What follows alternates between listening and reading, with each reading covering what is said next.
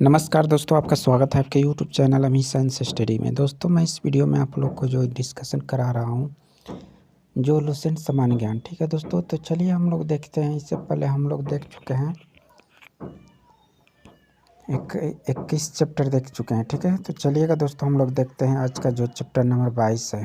ठीक है, वाकटक वंश है। ठीक है, तो चलिए हम लोग देखते हैं दोस्तों।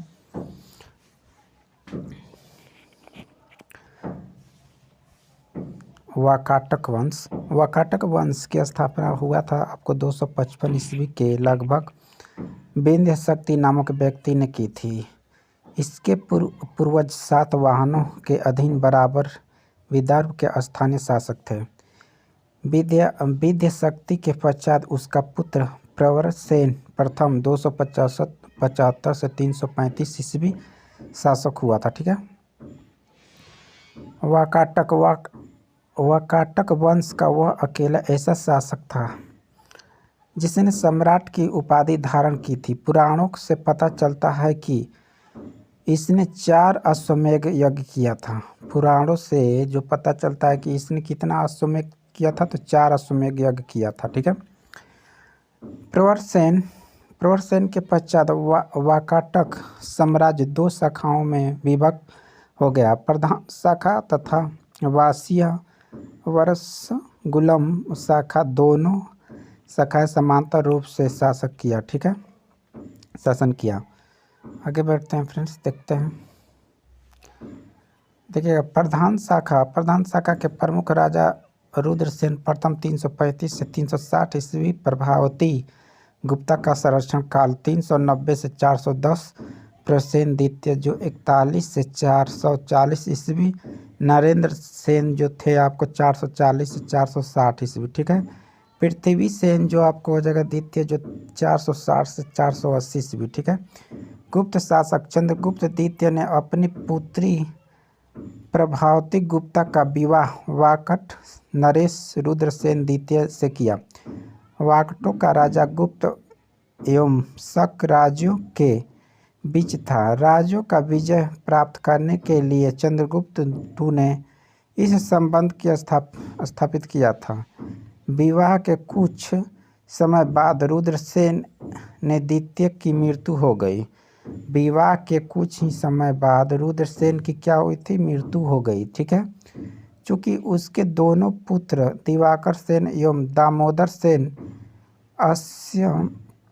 आवश्यक थे, अतः प्रभावती गुप्ता ने शासन संभाला।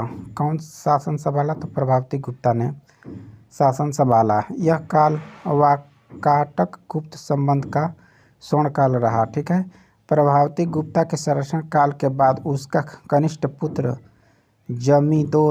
जमींदर सेन प्रसेन द्वितीय के नाम से गद्दी पर बैठा। ठीक है, आगे देखते हैं फ्रेंड्स।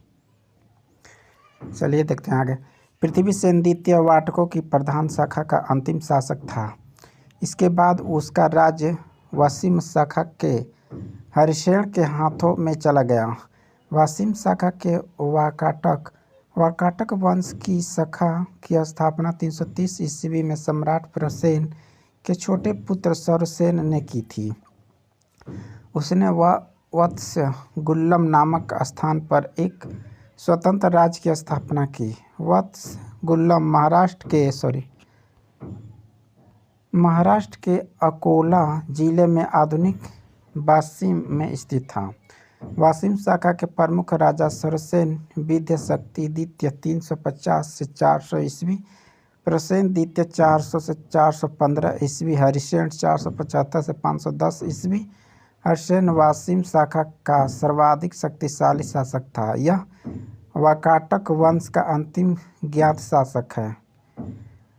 वाकाटक वंश के राजा प्रसेन द्वितीय ने मराठी प्राकृतिक काव्य सेतुबंध की रचना की तथा सरसेन ने हरि विजय नामक प्राकृतिक काव्य ग्रंथ लिखा।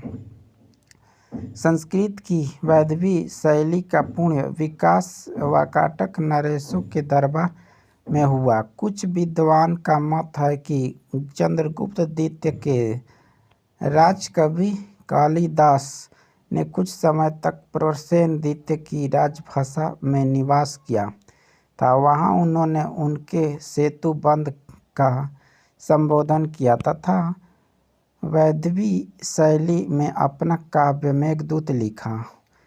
वाकाटक नरेश ब्राह्मण धर्मावलंबी थे। वे शिव और विष्णु के अन्य उपासक थे। वाकाटक नरेश पृथ्वीसेन के द्वितीय समांतर व्याघ्रदेव ने नचना के मंदिर का निर्माण करवाया।